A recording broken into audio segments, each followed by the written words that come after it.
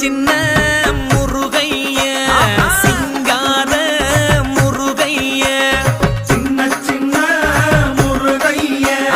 சிங்கார முருகைய கொஞ்சி கொஞ்சி தமிழ் பேசும் செந்தில்